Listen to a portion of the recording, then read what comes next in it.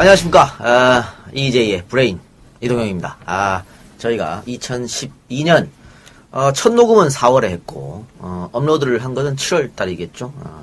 2012년 7월에 첫 업로드돼서 2년 만에 100회라는 대장정에 들어왔습니다. 신길동 학고방 갈 때마다 깜짝깜짝 놀란다. 네, 그렇습니다. 신길동 학고방에서 첫 녹음을 했고 어쨌든 100회까지 힘들었습니다만은 그래도 별 탈 없이 무탈하게 100회까지 왔는 점 대단히 감격을 하고. 어때요, 이 박사? 우리가 무탈했냐? 이건 뭐 무탈한 거지 뭐.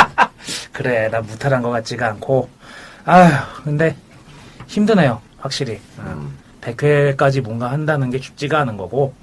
근데 더 무서운 거는 앞으로도 계속 힘들 것 같습니다. 그렇죠. 문제는 우리가 앞으로 해야 될 게 해온 만큼 또 해야 된다는 게. 그렇죠. 우리의 목표가 아직 뭐 2년 남았으니까. 근데 내일 끝낼 수도 있어요. 뭐 우리 마음이지 뭐. 하고 싶으면 하고 말고 싶으면 말고. 그렇지. 안 그래? 그럼 뭐 안 하면 그냥 안 하게 되는 거야. 아니 시작이 그랬는데. 그러니까 뭐 이렇게 될 줄 알았나 뭐. 누구도 예상 못했지. 그래요. 어쨌든 뭐 100회까지 왔는데 여러분들의 성원에 힘입어서 이때까지 여기까지 왔다고 보여지고, 또 여러분들 또 콘서트까지 이렇게 많이 참여해 주셔서 너무나 감사한 마음을 우리가 뭐 따로 드릴 건 없고 좋은 공연으로 보답해 드려야겠는데 될지 모르겠네. 아니 뭐 근데 공연 22,000원짜리니까. 그래, 22,000원 어디서 냈으면은 그 본전값이 생각이 날 것 같아요. 그러니까 저희가 뭐 최선을 다해서 준비하고 노력했으니까 뭐 평가는 여러분들이 하시리라 믿고, 네. 저희는 여러분들의 22,000원이 그냥 나온 게 아니라고 알고 있기 때문에 거기에 부응할 수 있도록 최선의 노력을 다 하겠습니다. 설마 오늘 오신 그 많은 분들이 전부 돌아가셔가지고 악플러가 되는 일은 없겠죠? 혹 정말 젖 같은 운명이었다고 생각하시면은 EJ 조합으로 메일을 보내주십시오. 돈 돌려드리겠습니다. 그렇게 하고 그래요. 어쨌든 여러분들 만나서 반갑고요. 돌아가는 마지막 시간에도 아마 사인회가 뭐 있을 거라고 생각되는데 사인도 받아가시고 사진도 함께 찍으시고. 2년 전에 사인할 땐 되게 어색했었잖아요. 뭐 지금도 아직 어색합니다. 그리고 더군다나 이제 우리가 당당하게 사인할 수 있는 책이 생겼기 때문에 예, 더 이상 이동영 작가의 책에 사인할 필요가 없게 됐습니다. 그래요. 그렇게 하고 또 앞으로도 저희가 정권 교체를 위해서 또 더 좋은 세상을 우리 후손들에게 물려주기 위해서, 못난 조상이 되지 않기 위해서 여러분들과 또 EJ 3인방이 열심히 노력할 것을 다짐하겠습니다. 종북 좌파 친노 야권 분열 방송 EJ 100회 특집 시작하겠습니다.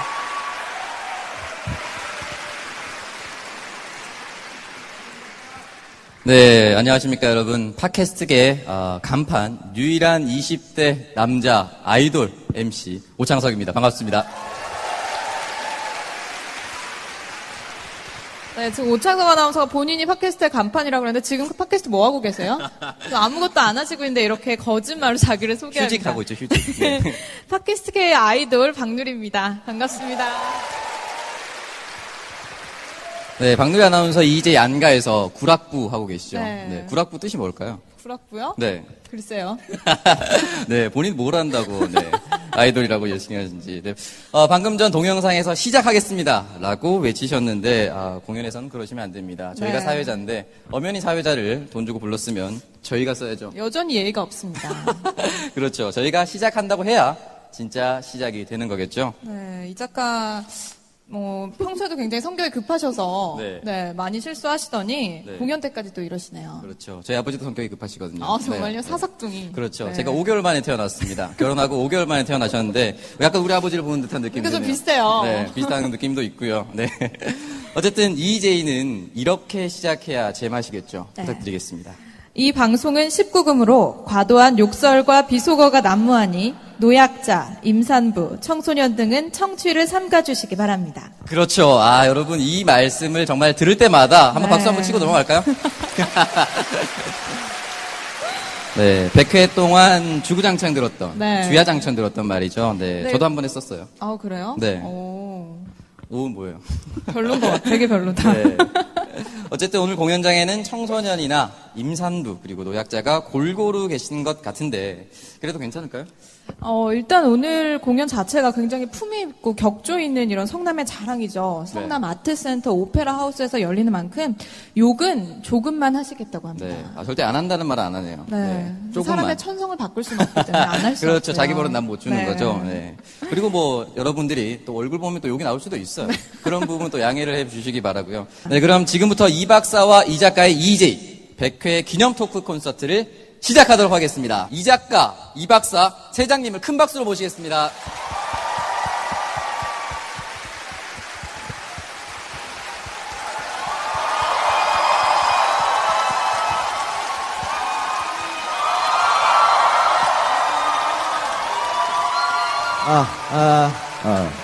하여튼 EJ 100개 콘서트 이렇게 입추의 여접시 꽉 찬 저기 좀 남았나? 예. 여러분들 하여튼 대단히 고맙습니다. 야, 여기 말뚝도 세우겠다, 야. 어때 저기 앞에 공연은 좀 3, 40분 했는데 좀 재밌었습니까? 선물은 어때요? 선물 좀 많이 받았어요? 아유 그래 안타깝네요. 저희가 조금 더 잘 돼야 선물도 많이 드립니다. 아직도 모자릅니다. 아니 뭐 네. 선물은 많이 남아있어. 그거는 나중에 공연 잘 봤다고 올려주신 분들 선정해서 드릴 테니까 좀 기다리시고 국악 공연이 있었고 락 그룹의 공연이 있었고 이 뒤엔 또 퓨전 공연이 있고 또 이따 또 맨발의 디바가 오잖아. 그죠? 예. 거다가 정치 토크에 역사 토크 22,000원 주고 어디서 이런 걸 내가 원하- 돈 얘기 왜 안 하나 했다, 내가. 22만 원 받아야 돼 이거. 그래서 22,000원짜리 공연 아주 양질의 거기다가 이 오페라 하우스 아닙니까 여기가? 예, 그렇죠. 그러니까 나는 오페라라 그런 말이죠. 김장훈의 오페라밖에 몰라. 랄랄랄라. 본 적이 없어. 이 작가는 참고로 오페라 한 번도 못 봤다고 하더라고요. 그래요, 못 봤습니다. 그래서 여러분, 저희가 시간이 조금 딜레이 돼가지고 조금 빨리 진행하도록 하겠습니다. 우리 정치 토크, 아주 귀중한 손님 두 분 모시고 시작하도록 할 텐데 소개시켜 주시죠, 우리 사회자분들. 네, 희망이라는 단어를 희망이란 단어와 네. 함께 등장하신 세 분인데 이분들이 그럼 희망이라는 말씀인가요? 그렇죠. 네? 대본은 네, 참 대본대로 갈 수가 없네요. 네, 네. 적혀 있는데 희망이라는 대부분은 뜻이죠. 암울한 현재라고 적혀 있습니다. 네. 일단 그러면 진짜 네. 우리의 희망을 얘기해 주실 분이 누구죠? 네, 대한민국의 현재를 통해서 이 미래의 희망을 얘기해 주실 분입니다. 경기도 성남시 민선 6기 이재명 시장님을 모시겠습니다.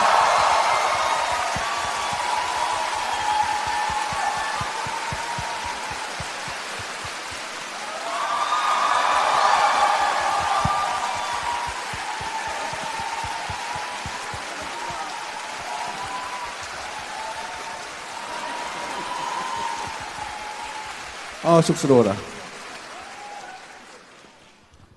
네, 성남시 시장님이라서 초대를 한 건가요? 그건 아니고요. 그 이유가 없진 않은데요. 뭐, 저희하고 오늘 연이 있으셔가지고, 저희 또 오늘 또 이런 행사를 많이 도움 주셨기 때문에, 불가피하게 모셨습니다. 네, 그래서 이재명 시장님의 저서가 또 있잖아요. 오직 민주주의 꼬리를 잡아 몸통을 흔들다를 보면 이 지방자치단체 현재가 튼튼하다면 이 대한민국의 미래가 희망적이다라는 걸 아실 수가 있습니다. 그래서 오창석 아나운서께서는 누가 생각나세요? 저 이재명 시장님이죠. 네. 성남에서는 그렇게 얘기를 하고요. 서울 가면 박원순이라고 네. 얘기하고. 충남에 사회생활 행사 하실 있으면 수 아주 아닌데. 훌륭한 자세를 가지고 있어요. 네. 충남에서는 안희정 시장님으로. 그렇죠. 네. 이렇게 지역마다 다릅니다. 지역마다 다르지만 네, 뭐 어쨌든- 굳이 얘기하고 싶지 않은 지역도 있어요. 네, 뭐 어디. 있어요. 말할 수는 없지만 있어요. 네, 뭐 어디 한번 가보시겠어요? 인천이나 뭐 이런 데. 그런데 가면 야, 박누리 오창석의 콘서트가 아니야. 얘네 착각하고 있네, 지금. 알겠습니다. 그러면. 아니, 얘는 맨날 50명, 100명 앞에서 하다가 이 1,800명 돼서 앞에서 하니까 아주 물 만났어. 아까 이 작가가 무대 뒤에서 참다 그러더라고요. 쟤네 오늘 왜 이래? 큐시트 잘못 본 거 아니냐는 얘기까지 나왔어요. 아니, 저희는 대본대로 가려고 했는데, 오창석 아나운서가 이상한 얘기를 자꾸 하는 바람에 길어졌습니다. 약간 끌어달라고 해서 네, 인기를 끌어드리고 네, 있습니다. 그럼 빨리빨리 다음 순서 소개하죠. 네, 다음은 네. 대한민국의 대표적인 배우이자 정치인인 문성근님을 큰 박수로 모시겠습니다.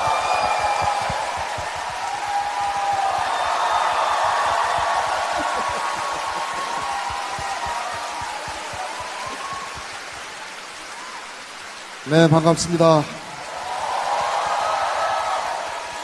자, 그러면 역시 연예인이라서 저희보다 박수가 많군요. 본격적인 토크는 자리에 앉아서 여러분도 앉아 계신데 저희 서 있으면 불공평하잖아요. 예. 앉아서 본격적인 토크 이어가도록 하겠습니다. 자, 앉으시죠. 예.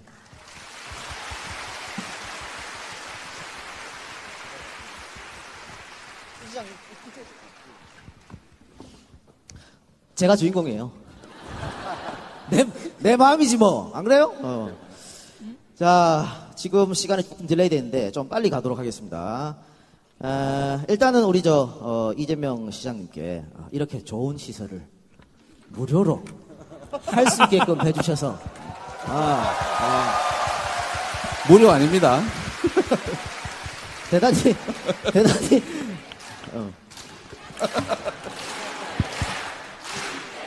그만. 아이 그런데 그만. 그럴 필요 없는 게 저희가 냈잖아요. 700장을 성남시에 드렸다니까. 돈으로 따진 그게 그러니까 어쨌든 감사드리고 오늘 휴일이시니까 오늘은 쉬신 날씨죠? 이건 뭐 공무가 아니고 또 쉬는 날 오시는 거니까. 이건 뭐 개인적인 활동이고요. 이제 이것 때문에 공무를 쉬고 있는 중입니다. 이거 쉬는 겁니까? 근데 평상시에 뭐 공무 쉬고 그러진 않으실 거 아닙니까? 7시간 동안 갑자기 일하다가 사라지신다거나. 아무한테도 말도 안 하고. 뭐 저도 가끔 사라지긴 하는데 그래도 이제 보고는 받습니다. 네. 보고는 받습니다. 이렇게 위험한 질문을 할까봐 아까 보좌관들이 사전 질문지 왜 안 주냐고 얘기를 했던 거예요, 지금. 우리 이재명 성남 시청에 공보실에서 저한테 계속 사전 질문 달라고 한 달 전부터 계속 안 줬거든요? 들어오기 전까지 계속 달라고 아주 고집이 있는 분인데 우리 원래 이런 뭐 토크쇼나 또 EJ 인터뷰하면 정치인들은 항상 미리 사전 질문을 달라 그럽니다. 달라 그러는데 이재명 시장님 2번 출연했었죠, EJ에. 또 왔다, 이재명. 자기가 오고 싶어가지고. 네. 2번 다 사전 질문지 안 줬어요. 그런데 그렇게 빼어나게 했으니까. 또 우리 문성근 대표님도 그때 사전 질문지 없었거든. 그래서 이렇게 말 잘하시는 분들을 모셔놓고 진정성 있게 우리가 싫어하는 질문도 좀 하고, 그렇죠? 또 땀 좀 흘리게 해드리고 이래야 재미가 있고 그런 거지. 이거 사전 질문, 뭐 박근혜입니까? 사전 질문 있으면 바꿔가지고. 네가 잡혀가려고 작정을 했구나 아주.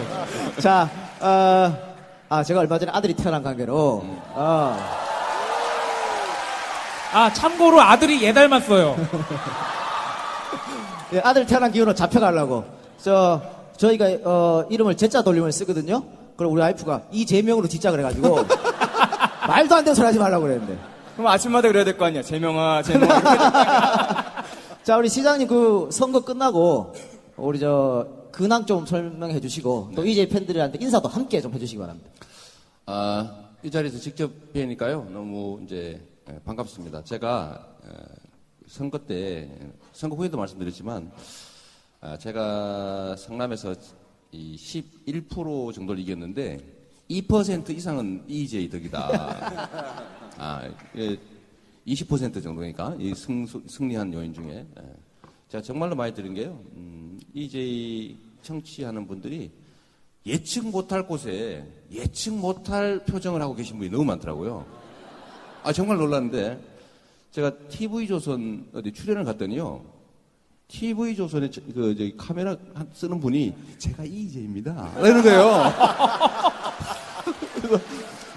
그래서 이분이 덩치도 크고 이런 분인데 전혀 예상을 못했어요. 그랬더니 막 몰래 와서 그러신 거예요. 그랬더니 카메라도 각도도 잘 잡아주겠다고. 제가 TV조선에 상 받으러 갔거든요.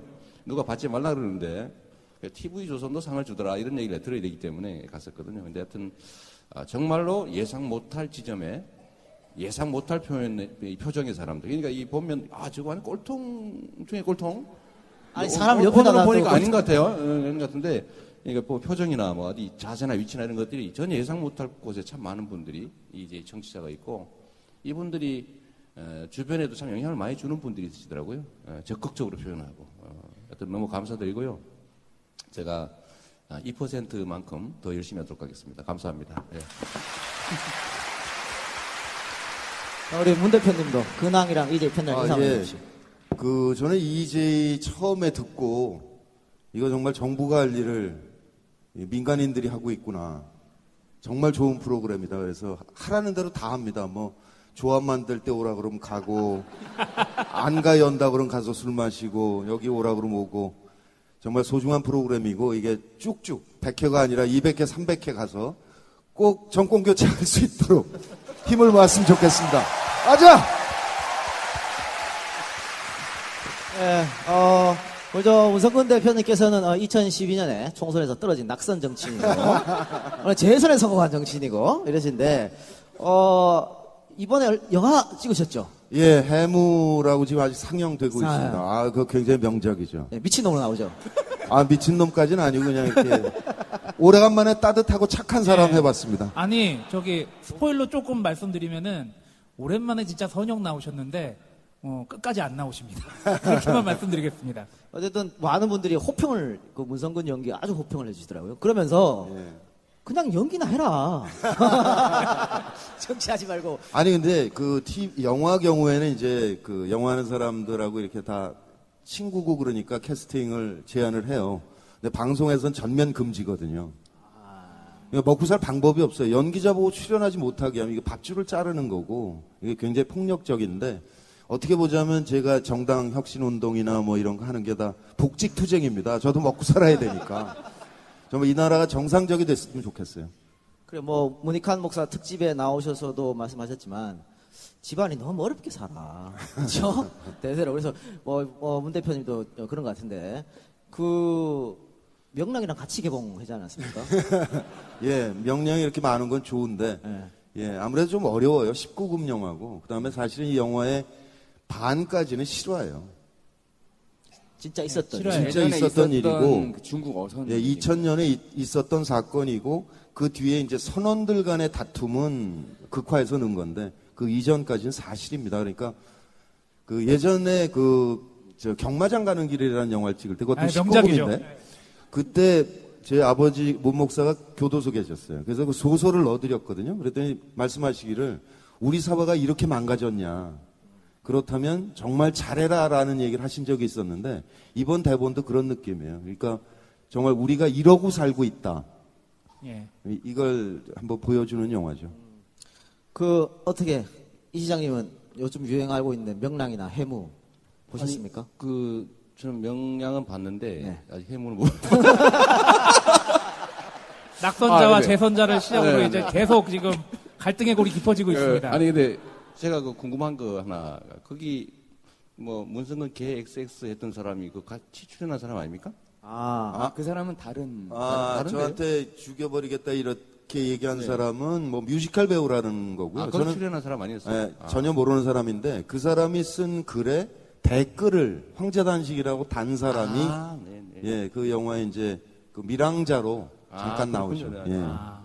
아니 제가 명랑을 왜 보셨냐고 물어봤냐면 대통령도 명랑을 보고 정치인들이 앞다투어 달려가서 명랑을 보고 있습니다.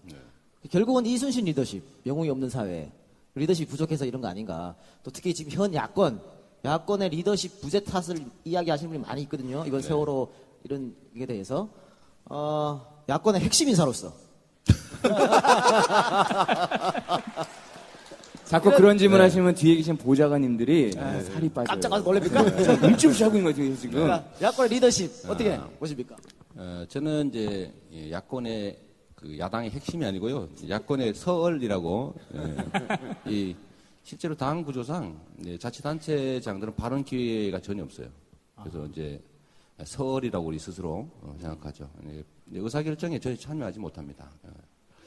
뭐 그런 것도 그런 거지만 뭐 저도 답답하죠. 이래가지고 정말 정당의 존재 목적이라고 하는 정권 재탈환 뭐 이런 거 할 수 있겠냐 이런 걱정 드는데 그냥 여러분만큼 답답합니다. 그냥. 네. 제가 또 말 잘못하면 찍히는 수가 있기 때문에.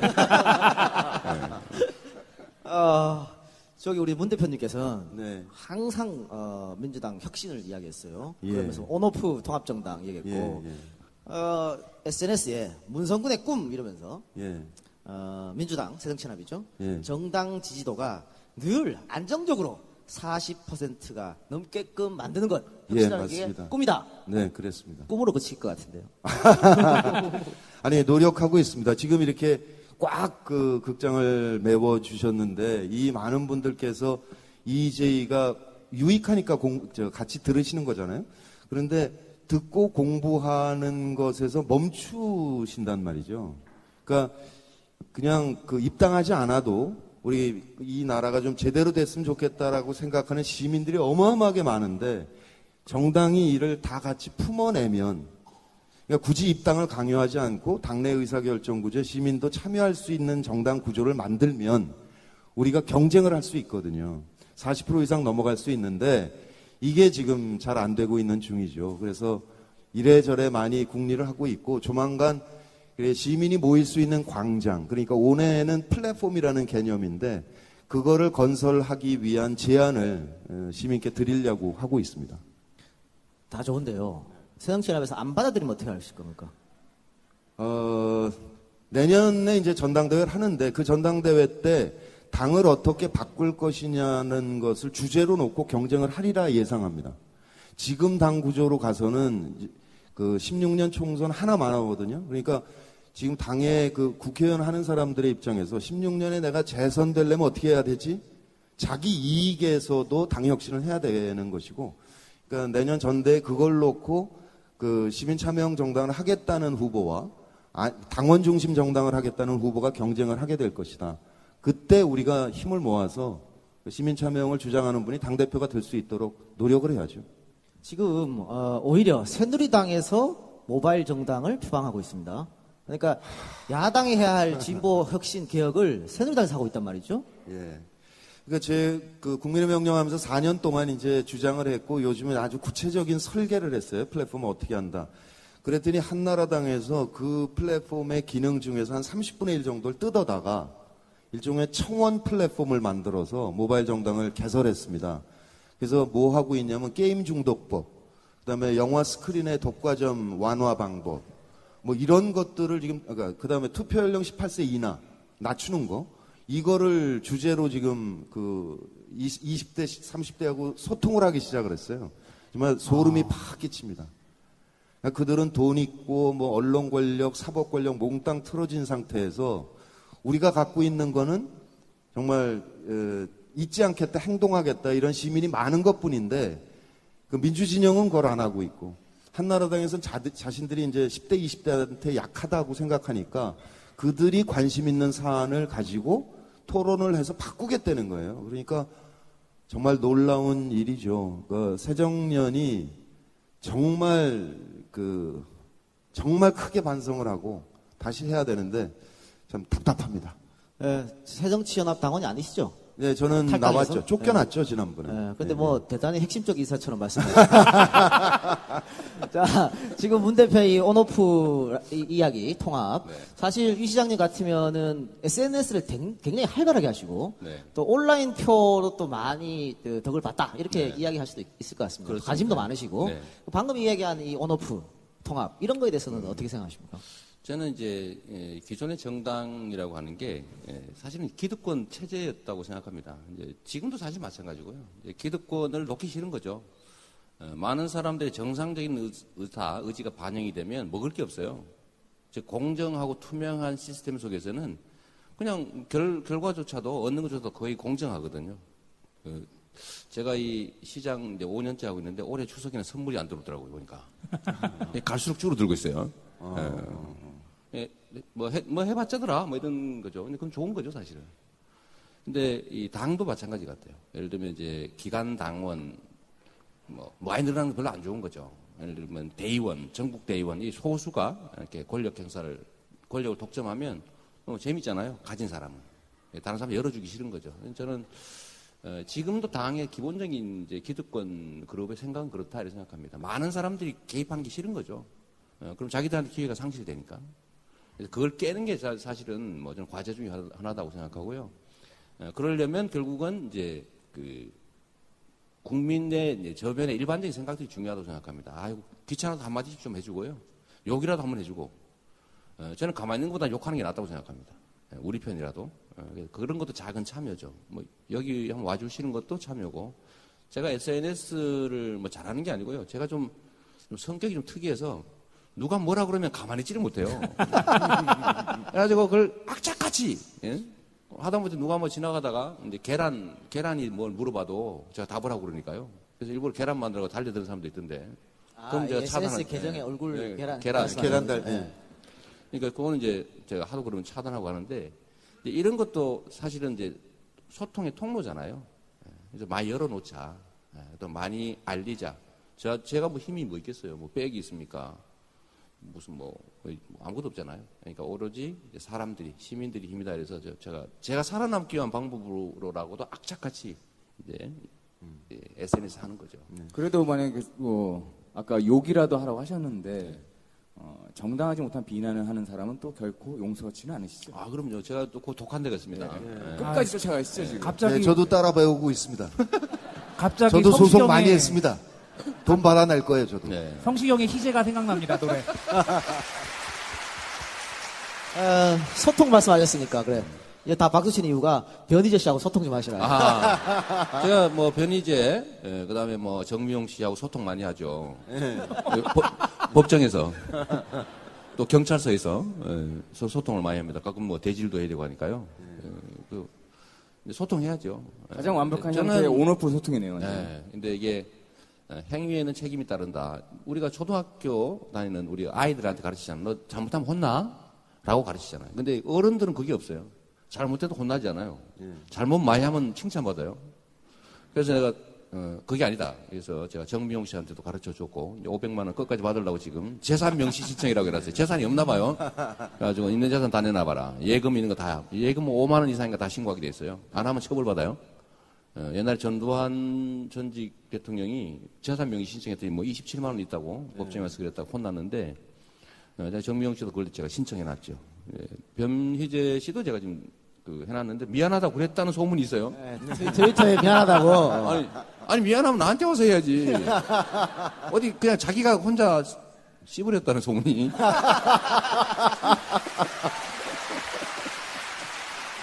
독한 사람 만났네. 예, 그 이재명 시장 그 일기 일하시는 거 보면서 정말 기분이 좋았고 응원을 많이 했습니다. 하나는 그 SNS를 통해서 시민과 아주 폭넓게 소통을 하고 계시다. 두 번째는 그 문제되는 애들에 대해서 철저하게 문제 제기를 하고 끝까지 간다. 독하다 사람이. 성질이 못됐다. 좀 못돼야 이게 일을 잘하시거든요. 그래서 정말 지난번 선거 때도 와서 이번에 재선시켜 주시면 더 큰 일을 앞으로도 많이 하실 분이다. 이렇게 유세를 했었습니다. 이게 박수 한번 치는 거죠. 감사합니다. 사실 이재명 시장 하시는 거나 박원순 시장도 이제 소통을 많이 하시잖아요. 지난번에 페북 글을 하나 보니까 좋아요를 누른 분이 23만 명이나 되더라고요. 그러면 그 민주당 당원보다 많은 거거든요. 그런데 왜 그분들하고 같이 이 느슨한 연대를 안 하느냐. 그러니까 그것이 두 분 다 초선 때보다 재선 때 훨씬 더 표가 높아진 이유거든요. 그러니까 정말 민주당 그 구성원들이 따라 배웠으면 좋겠다. 그리고 우리가 계속 압박을 해야 그들이 말을 들을 겁니다. 그러니까 같이 힘을 모았으면 좋겠습니다. 여기 올라오기 전에 우리 대기실에서 차 한잔 했었는데 두 분이서 이제 이야기하면서 일기 때 빚을 얼마 갚으셨어요? 뭐 한 4천억 뭐 몇 억 갚았다고? 이거 성남 시민들도 와 계실 텐데 그러면서 이재명 시장이 안타까워하는 게 그겁니다. 그 4천 몇 억을 빚 안 갚고 이 성남을 위해서 쓸 수 있었다면 얼마나 좋았을까? 그렇게 하면서 안타까움을 표시하셨지 않습니까? 네, 2기 때는 이제 정말 뭐라도 성남에 이재명 시장 와갖고 1기 때는 그 어려운 부도난 시장을 다 빚 갚고 2기 때는 뭘 하는구나. 이런 거 충분히 지금 보여주려고 노력하고 계신 거죠? 네, 뭐 준비하는 게 여기까지 있습니다. 여기서는 말 못합니까? 아니 뭐 못할 건 없고요. 저는 세상에 제일 중요한 이 가치가 공정함이라는 거예요.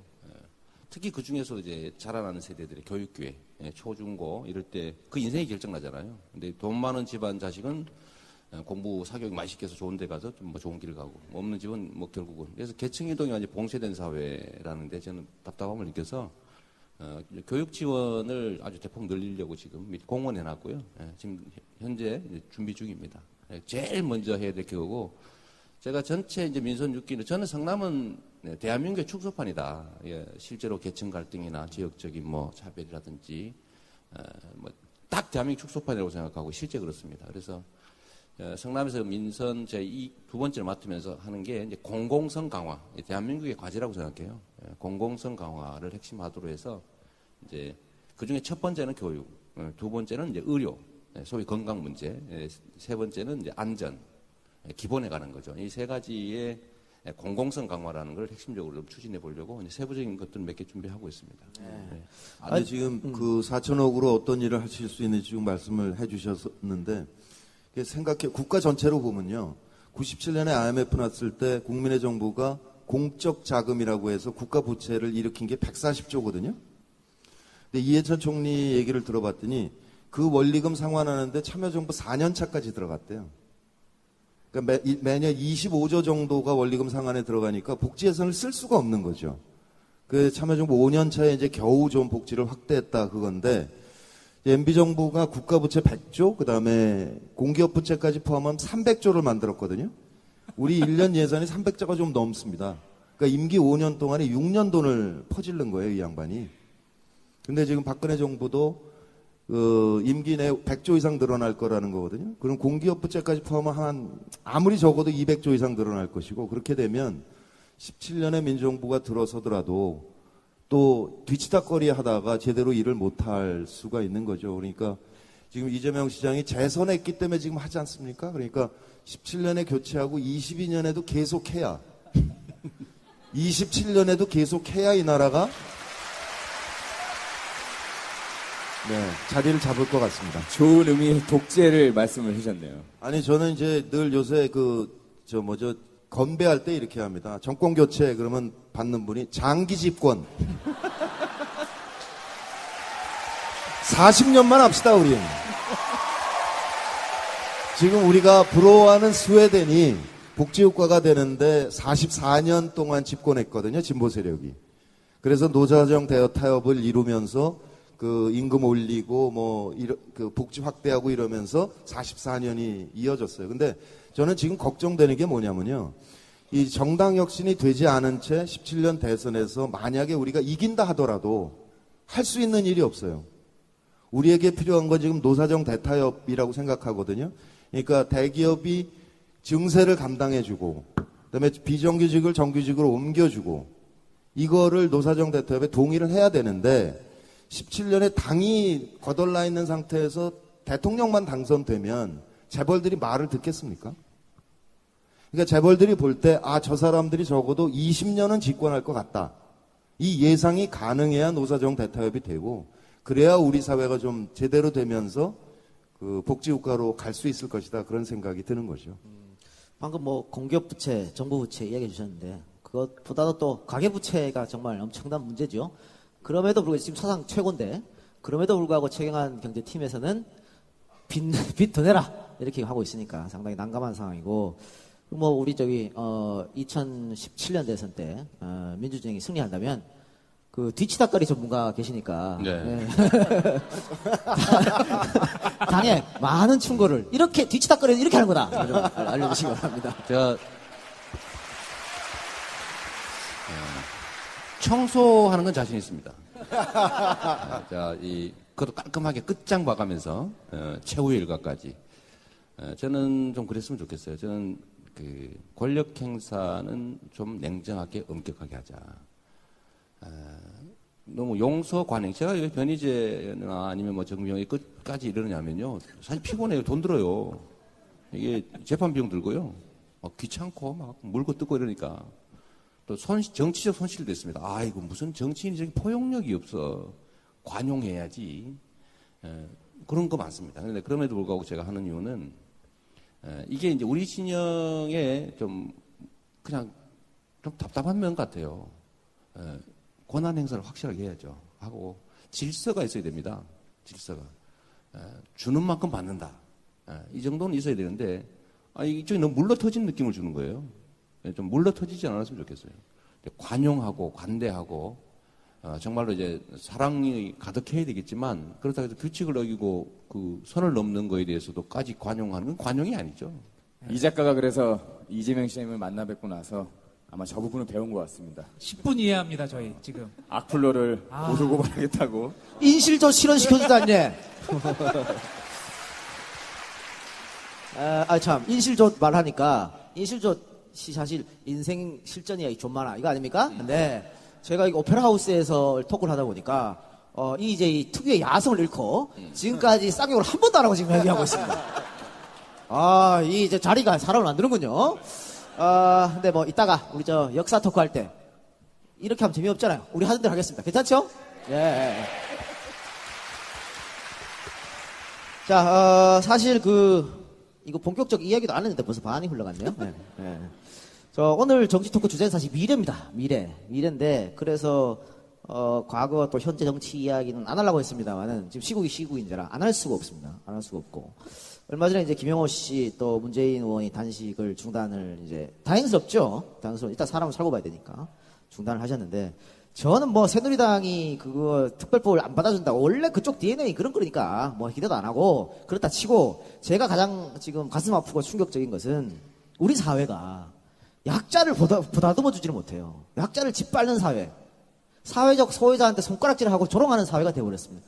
지금 자기 딸의 죽음에 대해서 좀 알려달라고 자기 목숨을 걸고 단식 투쟁하는 사람들 앞에 가서 폭식 투쟁이란 미명하에 그 앞에서 짜장면을 먹고 뭐 이혼 가정이니 어쩌고 딸이 뭐 딸하고 사이가 안 좋았다는 이런 얘기를 하고 그래서 그 아버지가 통장 사본을 까게 만들고 딸이랑 카톡 대화를 까게 만들고 이게 과연 정상적인 사회인가 이런 의문점이 들거든요. 그래서 저는 이재명 시장한테 묻고 싶은 게 있어요. 이재명 시장이 원래 정치하기 전에 인권 변호사였으니까 정말 사회적 약자를 위해서 또 소외되는 사람들 가난한 사람들 위해서 일했던 사람이고 본인도 또 그런 출신이고 하니까 이런 지금 현상에 대해서 어떻게 생각하는지 또 과연 우리가 이 고칠 방법은 없을까? 저는 이제 이건 인권에 뭐 이런 얘기 할 것도 없이 그냥 상식의 문제라고 생각해요. 말이 안 되는 거죠. 세월호 사건을 보면 좀 그런 생각이 들어요. 아주 단순하게 얘기하면 집이 도둑을 맞았는데 이 경비원하고 도둑이 짜고 한 짓이거든요. 근데 이 도둑은 원래 도둑이라고 훔치는 게 직업이잖아요.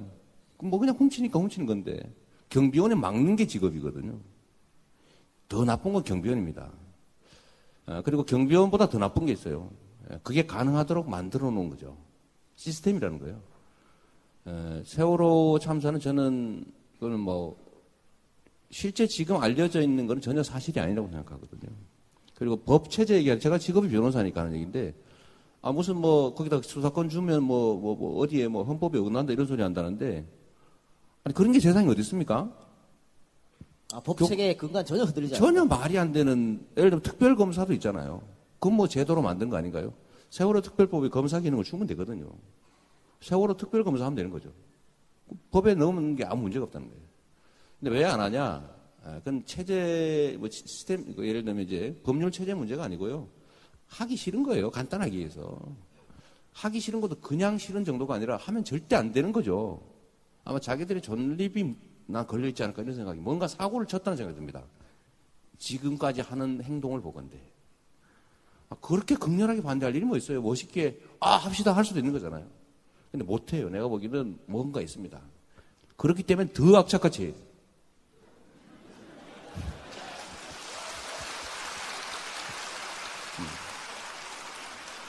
결국은 힘이죠. 그거는 제도 문제도 아니고 이론상의 문제도 아니에요. 현실적인 힘의 문제입니다. 이길 수 있는 힘이 있으면 이기는 거고 이길 수 있는 힘이 없으면 지는 거죠. 대표님.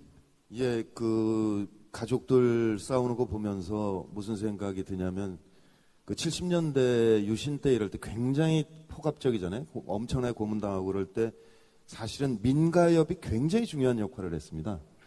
또 아르헨티나 경우도 군사 독재가 수천 명을 갖다 죽이고 이제 실종되고 그랬을 때 어머니 회가 했거든요. 그러니까 이거는 내 배 아파서 낳은 자식이 죽은 거잖아요. 이거는 그야말로 지금 이렇게 정당이 제대로 못하고 있는 거를 가족들이 이끌어주고 계셔서 정말 고맙고 또 죄송한 마음이 있죠. 근데 사실 저도 제 나이가 좀 한참 되다 보니까 옛날에 같이 이제 뭐 근무했던 사람들하고 한번 만나봤어요. 그랬더니 세월호 얘기를 하면서 이게 꼭 대통령 책임이냐부터 해서 이제 얘기를 해요. 그래서 딱 하나만 물어봤어요. 당신 딸이나 아들이 수학여행을 가는 배가 흔들려요. 그러니까 애들이 다 일단 전화할 때가 엄마 아빠밖에 없는 거죠. 제일 가까우니까. 엄마 아빠한테 전화해서 배가 기울기 시작했는데 방송은 계속 가만히 있으래요. 그렇게 물었을 때 뭐라고 대답했겠냐 너는. 그랬더니 다 지위를 따르라고 했을 것이다 라는 거죠. 실제로 이번에 그랬잖아요. 딱 한 분만 아니라 그랬거든요. 금속노조 활동가 유민 아빠 말고 다른 분인데 그분은 전화를 받자마자 무슨 소리야 애들 데리고 올라가 가판으로 막 소리를 질러서 그 반 아이들만 20몇 명이 살았어요. 그러니까 150명 부모가 만약에 받았다면 149명이 그렇게 했던 거거든요. 그거는 국가 시스템을 믿었다는 거잖아요. 그러니까 즉각적으로 당연히 지위를 따라야지. 그런데 그게 무너졌으니까 그러면 그 부모들은 지금 뭐를 느끼고 있냐. 내가 그때 나오라고 했으면 안 죽었을 텐데. 이거를 평생을 가슴을 쥐어 뜯으면서 살아야 되거든요. 그러니까 이미 정신과 치료가 필요한 분들인데 계속해서 고문을 하고 있는 거죠. 딱 그거 하나만 물어봤어요. 너는 어떻게 했겠냐? 전화 받으면. 다 지위 따르라고. 그러니까 이거는 세월호 유족들만의 문제가 아니라 우리 국민 전체의 사건인 거죠. 다 똑같이 느끼는 문제다.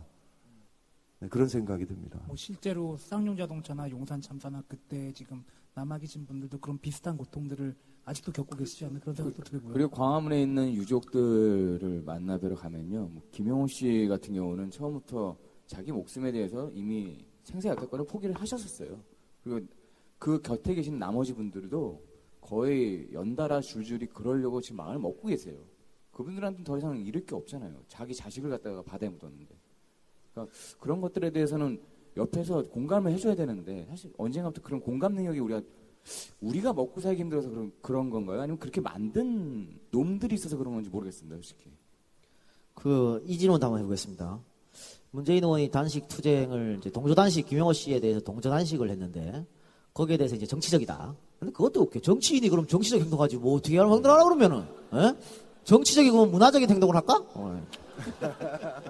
하여튼 그걸 정치적 행동이라고 이제 비난하는 당내에서도 비난이 있어요. 근데 제가 뭐 라디오에 나가서 그거 비난하는 사람이 오히려 정치적이다 이렇게 이야기를 했는데 요 문제는 이 시장님이 대답하기 상당히 곤란할 것 같고 지금 새정치연합 소속이 아닌 우리 문 대표한테 여쭤보겠습니다. 아니 그러니까 대선 후보로서 어떻게 진행될지 전혀 미래가 예측되지 않는 상태에서 덜컥 단식을 하는 게 옳으냐 이런 분석은 가능해요.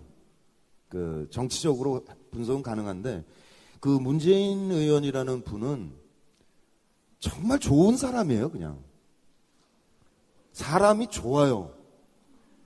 그러니까 계산을 안 하는 거예요. 그냥 저 사람 죽는다 저러다가.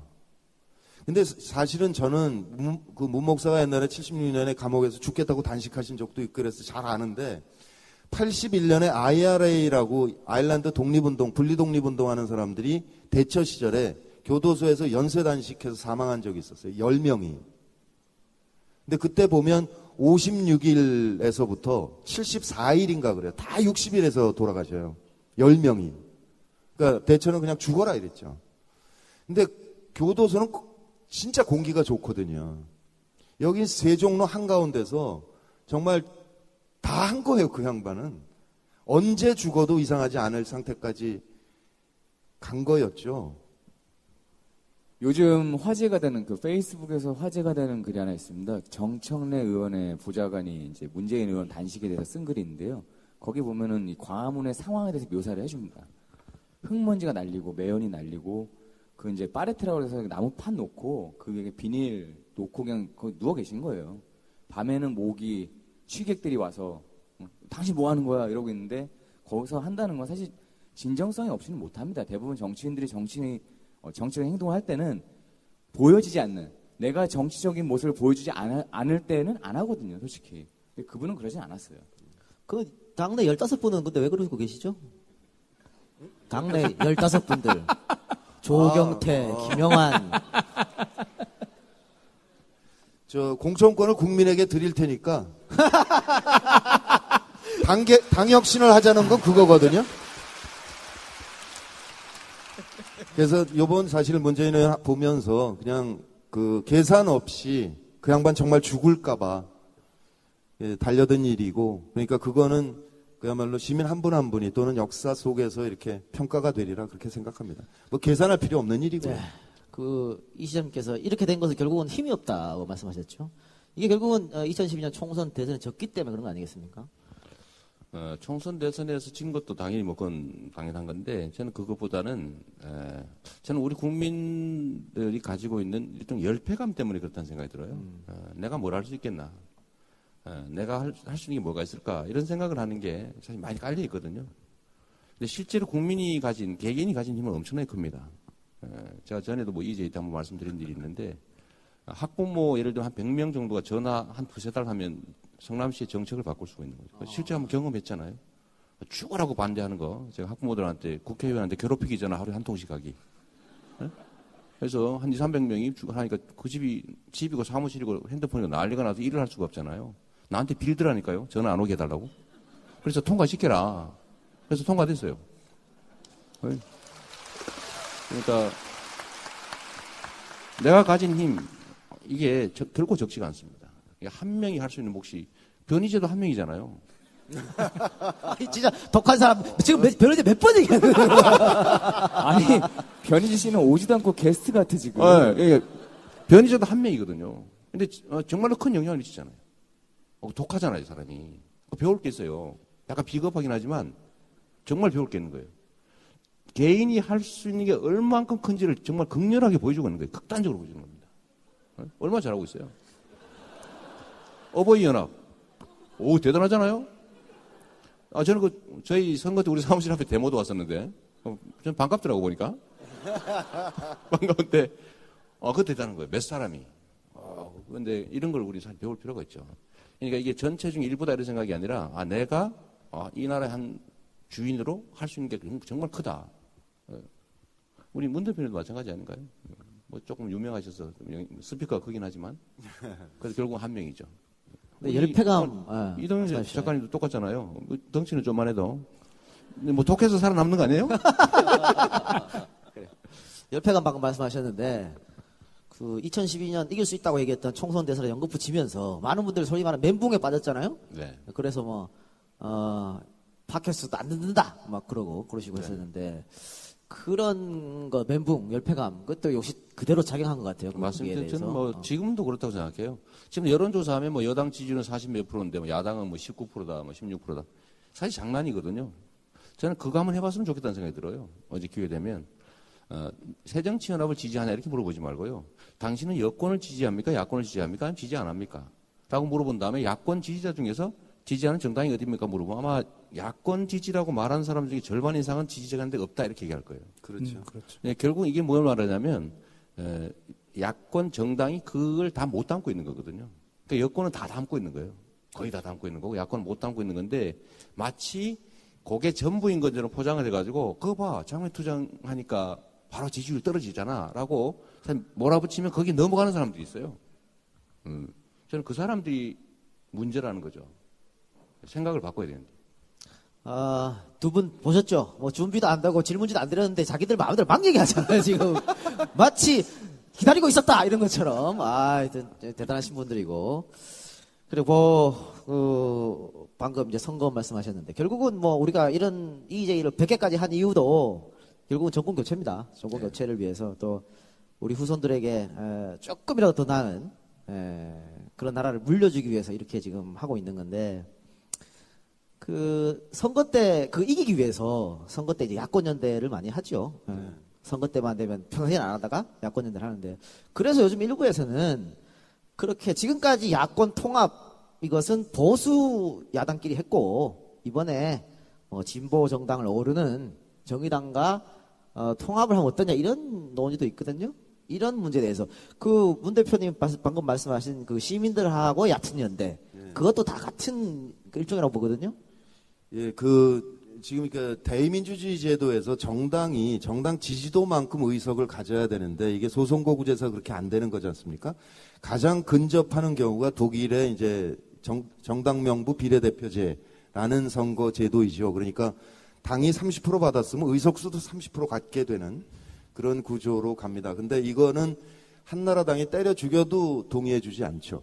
그러니까 되돌아보면 노무현 대통령의 대연정이라고 기억하시는데 그게 대연정 제안이 아니거든요. 제안은 뭐냐면 지역구도를 완화할 수 있는 선거제도 개편에 동의해 준다면 조건절 총리와 조각권을 주겠다 이거였어요. 그런데도 거절을 했어요. 그러니까 그들이 그 독일식 명부제를 받아들이려면 우리가 총선에서 2번 압도적으로 다수당을 하는 수밖에 없어요. 그러니까 영남 60여 개를 싹쓸이하는 구조에서는 이게 그 선거제도 개편이 안 되는 거거든요. 그러니까 그때까지는 어떻게든 민주진보 진영이 같이 가는 수밖에 없다. 그런데 우리가 남북 관계를 얘기를 해도 뭐 국가연합도 있고 체제연합도 있고 뭐 연방제도 있고 여러 가지 방법이 있잖아요. 그런 거나 마찬가지로 방법은 많아요. 같이 갈 수 있는 방법은. 그래서 제 생각에는 정의당 경우에는 당연히 같이 가야 된다고 보는데 그래서 시민들이 모이는 광장, 이 온 플랫폼은 초정파로 가야 되겠다. 그래서 그냥 민주진보 가치 지향을 하는 시민이면 누구나 새정년이 됐든 정의당이 됐든 녹색당이 됐든 다 같이 활동하면 그러면 그 정당들도 그 연대하는 방안이 더 다양하게 나올 수 있을 것이다. 그런 생각을 하고 있습니다. 동의하십니까? 아까 제가 한번 얘기를 하다 말았는데 저는 정권 교체하기 위해서 이 자리에 있다는 얘기 동의 안 합니다. 네, 내가 알겠습니다. 정치적 중립의무가 알겠습니다. 잘못하면 이게 우리 EJ를 말한 겁니다. 네, EJ. 그렇죠. EJ 말한 거. 뭐 정권 교체하든지 말든지. 얼굴이 뭐 새빨개지셨어요 지금. 세상이 좀 깨끗하게 되자 이런 건데 뭐. 그럼 이 시장님은 뒤에 깨끗한 세상을 위해서. 이건 동의하시죠? 네. 근데 방금 새누리당에서 합의해주지 않을 거다 선거구제. 이건 뭐 소선거구제는 자기들이 경상도 지역을 꽉 잡고 있는데 바꿀 필요가 뭐가 있어요? 정말 시체를 갖다 꽂아도 당선되는 곳인데. 그죠? 실제로 예전에 시체가 당선이 됐었어요. 네, 부산에서요. 네, 부산에서. 자, 당선이 그런데, 됐는데 자살했더라고요. 이게 이제 지역적 결국은 사실은 뭐 우리가 대선 특집에서도 말씀을 드렸습니다만 결국 대선 패배는 지역 투표다. 늘 87년부터 늘 그래왔거든요. 진보정당, 민주정당은 서울, 호남 땡이죠. 나머지는 다 반대 새누리당이 가져간 거고. 그게 87년부터 쭉 이어져 왔는데 이걸 과연 어떻게 이 벽을 깰까? 이번에 전남 곡성 순청에서 이정현 의원이 당선됐으니까 다음에는 김부겸 의원이 되고 될 거다. 이렇게 희망 섞인 말씀을 하시는 분도 계시는데 제가 봤을 때는 말도 안 되지. 말도 안 되는 일이다라고 보고 있습니다. 이거는 선거 중립하고 상관이 없으니까 혹시 지역적 이런 투표 형태 이것은 묻지도 따지지도 않고 경상도는 1번, 호남은 2번 이런 식으로 쭉 왔거든요. 87년 이후로.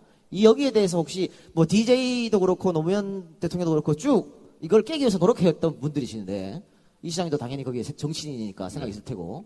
그리고 지금 핵심에 계시잖아요. 어떻게 보면. 그런데 저는요, 이제 쉽지는 않겠지만 가능성이 있다고 생각합니다. 이번 선거에서도 그런 게 약간 보여줬거든요. 물론 이제 새정치연합 쪽이 좀 피해를 보는 방향으로 저는 그렇게 되긴 했지만 국민들이 이제는 이 지역 정당에 무조건 의존하지 않는다는 걸 사실 역설적으로 보여준 게 전남 보궐선거인 것 같아요. 그리고 이 성남의 분당 지역이 다 강남벨트 이렇게 생각하잖아요. 이 강남벨트인데 이 강남벨트에 제가 8% 이겼거든요. 근데 도지사 선거는 4%를 졌단 말이에요. 이쪽 진영이. 그러니까 사람들이 이제 이렇게 교차 투표를 하는 시대가 된 거예요. 12%가 다른 선택을 했다는 거거든요. 시장과 도지사를 이렇게 왔다 갔다 하면서. 전에는 그냥 줄 투표 이렇게 했는데 이제는 좀 선택하는 폭이 그래도 많이 넓어졌다. 사람을 보기 시작했다. 저는 그런 점에서 가능성을 좀 보는 거예요. 오히려 이정현 의원이 당선된 것 때문에 김부겸 후보가 당선될 거다. 저는 그 세상에 전혀 안 될 거라고 생각하죠. 전혀 안 될 거고 이번에는 좀 특수한 상황이 좀 있어요. 했는데 그래도 과거에는 있을 수 없는 일이고요. 특히 제가 어제 상주를 갔다 왔는데 상주시장이 무소속이에요. 경북에 무소속 시장이 많습니다. 물론 친여 성향이 무소속이죠. 공천받은 후보가 떨어지는 거예요. 호남도 지금 전북의 절반이 공천 못 받은 후보가 당선됐다는 거 아니에요? 그렇죠. 시장 군수가. 그러니까 국민들이 당에 무조건 매이지 않는다. 저는 그 기회가 있다고 봅니다. 그 유권자들의 뭐 행태라고 해야 되나? 이 어떤 형태가 예전같이 무조건 지역 이것이 아니라 정책이나 내지는 자신의 의지에 따라서 조금씩은 바뀌고 있다라고 보시는 거죠. 저희 그렇죠. 꽤 많이 들어보신 것 같습니다. 그러니까 저도 이제 부산 그 민주통합당이 만들어졌으니까 이제 통합이 됐으니까 부울경이라고 불러요. 그 지역에서는 부산, 울산, 경남에서 10개 이상 민주진영이 이겨야 다수당이 될 수 있다. 나도 한번 뭐 종이장이라도 맞들어 보자. 그러고 이제 부산에 출마했던 건데 그 45.3%인가 받았죠. 많이 지긴 했는데 그래도 매 선거마다 조금씩 올라가요. 2002년 대선 때 노무현 후보가 30% 받았고 2012년에 문재인 후보가 39몇 % 받았거든요. 10% 정도 올랐죠. 그러니까 이게 조금씩 완화되는 측면은 분명히 있는 것이다. 근데 마지막 2, 3%가 모자라서 늘 지는데 그건 나아지고 있는데 대신 이제 세대 투표가 너무 강렬하게 지금 벌어지기 시작을 했지요. 이게 이제 언론 환경도 많은 영향을 미치는 것 같고요. 그래서 어떻게 우리가 어르신들께 그 얘기를 할 건지 그 노하우를 많이 개발할 필요가 있다라는 생각이 들어요. 그러니까 이를테면 박정희 대통령 시절에 재벌 중심 반노동 고도성장 정책에 대해서 처음부터 잘못됐다 이렇게 공박을 할 것이 아니라 일정 정도 기여한 바가 있다. 그러나 그게 장기 지속이 불가능했던 거다. 지금의 이제 모순 구조가 나왔으니 할아버지 저도 살아야 되잖아요. 우리 젊은 세대들도 살아야 되니까 이게 좀 더 양극화가 완화되고 그 비정규직도 줄어야 되고 그런 쪽으로 가야 되지 않겠습니까? 이런 눈물의 호소 싸우려고 하지 말고 이게 뇌과학이 이제 많이 발전하면서 나오는 얘기가 뭐냐면 외부에서 정보가 입력되면 이게 뇌간을 통해서 변연계를 통해서 대뇌로 간다는 거거든요. 근데 이 뇌간은 파충류의 본능을 감당하고 변연계에서 감정을 감정을 컨트롤하고 전두엽에서 이성적인 판단을 하는데 우리가 한국 경제가 벽에 부딪혔으니 마지막 블루오션은 남북관계 개선입니다. 엄청나게 이성적인 분야잖아요. 근데 그 얘기를 하면 이게 전두엽까지 가기 전에 뇌간에서 유괴 공포, 그다음에 변연계에서 빨갱이, 종북, 퍼주기 이것 때문에 반사해버린다는 거예요. 그러니까 대뇌까지 안 가는 거죠. 그러니까 대뇌를 이용한 토론을 하려고 하지 말자. 그러니까 정서적으로 얘기를 할 필요가 있지 않느냐. 그러니까 빨갱이 말도 안 되죠. 세습하고 저거 정말 말도 안 되는 나라인데 그런데 저게 중국에 있어서 망하지 않거든요. 근데 우리는 섬나라니까 먹고 살려면 남북관계 철도 연결하는 게 낫지 않겠어요? 이런 경제에 도움이 된다. 우리가 먹고 사는데 도움이 된다는 쪽으로 그 부모님들과 한번 방법을 바꿔서 한번 접근해 보실 필요가 있지 않나 그런 생각이 듭니다. 아니, 정치도 하시고 배우도 하시고 전두엽 뭐 이것도 하시고 아니 제가 너무 답답해서 아니 그 유시민 씨가 얼마 전에 나의 한국 현대사라는 책을 썼잖아요. 이거 쭉 훑어봤는데 출발은 그거예요. 아니 어떻게 우리 국민이 박근혜를 찍을 수 있었지? 이걸 어떻게 설명해야지? 그 자기가 그 해답을 찾으려고 그 긴 책을 썼더라고요. 근데 굉장히 의미 있는 분석도 많고 그래서 사실 한번 일독을 권유드립니다. 어제 이렇게 다양하게 알고 계시는 문성근 대표께서는 부산에서 떨어졌다. 떨어졌습니다. 16년에 한 번 더 나가려고 그럽니다.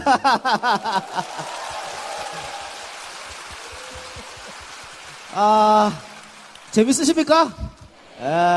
중간중간에 좋으시는 분 있어요, 그러니까 지금. 몇 분 주무신 것 같아. 예, 우리 팬카페에서 썼더라고요. 완전 오른쪽인데 내가 데리고 가서 바꾸겠다. 근데 이거 몇 분으로 절대 바뀌지 않고요. 어쨌든 재밌어서 좀 다행인데, 끝낼 시간이 됐습니다. 끝낼 시간이 됐고, 예.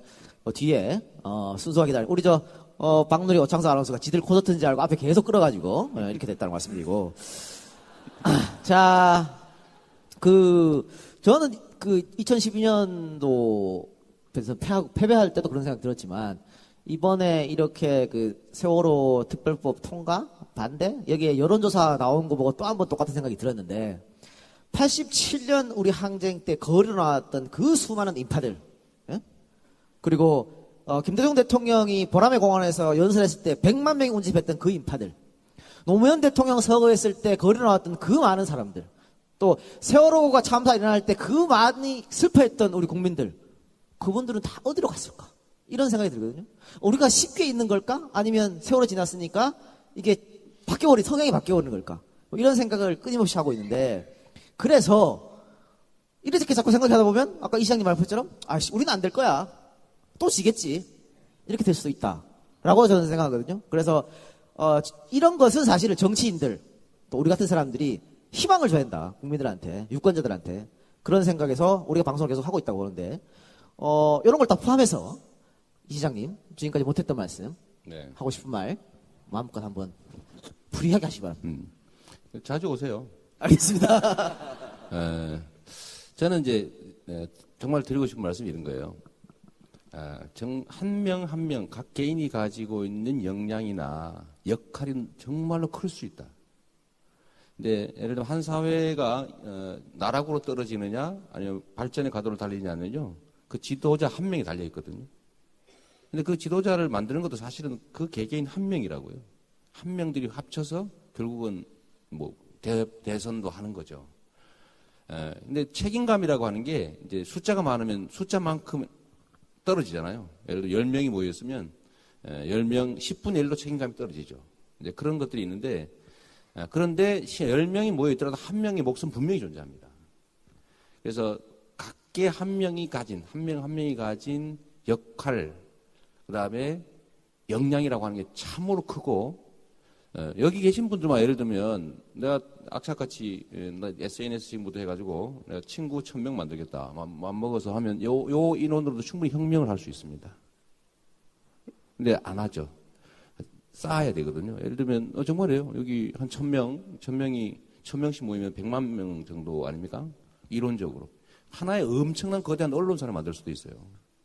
그러니까 이게 저는 SNS가 가진 기능이라고 해서 악착같이 하지만, 한 명이 가지는 역할과 역량이 생각보다는 매우 크다는 사실을 한번 해보면 좋겠다. 한번 실현해보면 좋겠다. 그런 생각이 듭니다. 이 작가님도 사실 개인적으로 나도 별거 아니잖아요. 근데 얼마나 많은 부분을 움직이고 있습니까? 여기 계신 분들도, 이 방송을 듣는 분들도. 그래서 국가의 주인은 국민인 거죠. 성남시 우리 자랑 하나 이렇게 PPL 한번 해야 되니까. 성남의 시정구호가요, 시민이 주인인 성남, 시민이 행복한 성남입니다. 그러니까 시민이 성남의 주인이다. 저는 계속 참여시키죠. 어떤 형태로든지. 이번에도 예산 내년 신청을 각자 다 신청하게 했어요. 시민들한테. 한 1000건 들어올 거라 그래요. 그걸 심사해가지고 내년 사업으로 하는 거죠. 그럼 자기 관심 가지잖아요. 재밌게. 어차피 시가 하기로 했던 거라도. 이런 것들을 통해서 국민이 나라의 주인이다. 그리고 더 나아가서는 사람이 세상의 주인이다. 이렇게 좀 만들어 보고 싶어요. 결국은 근데 누가 해주지 않아요. 기득권자들, 이런 사람들 절대 안 하죠. 국민은 무식할수록 좋은 거죠. 행동 안 할수록 좋은 거죠. 말 잘 들을수록 좋은 거죠. 근데 그러면 우리는 또 반대로 가야죠. 악착같이 반대쪽으로 가자. 한 명이 전체를 다 책임질 수도 있습니다. 제가 드리고 싶은 말씀이에요.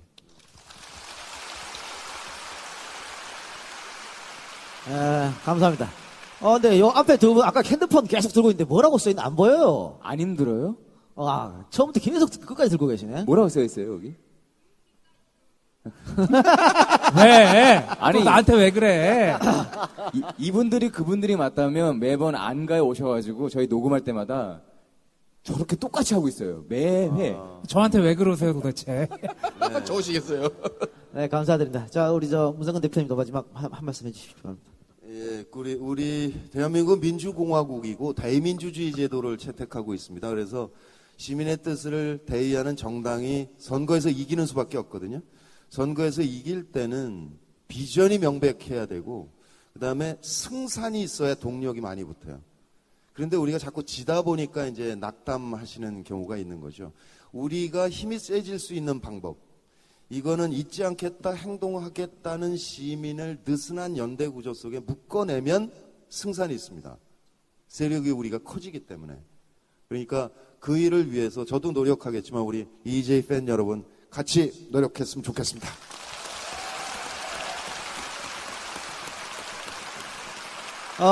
앞으로 뭐 두 분은 우리 EJ 행사 때마다 부르겠습니다. 네, 고맙습니다. 예, 이렇게 정식 토크는 마치고 우리 초대 가수의 노래를 잠깐 듣고 이분도 또 독한 사람입니다. 이재명 시장 못지않은 독한 사람이니까 그분 노래 잠깐 듣고 저희는 역사 토크로 우리 세 명은 EJ 4인방 역사 토크로 돌아오기로 하고 오늘 이렇게 좋은 시간 내줘서 좋은 말씀 해주신 두 분에게 마지막으로 다시 한번 큰 박수 부탁드립니다.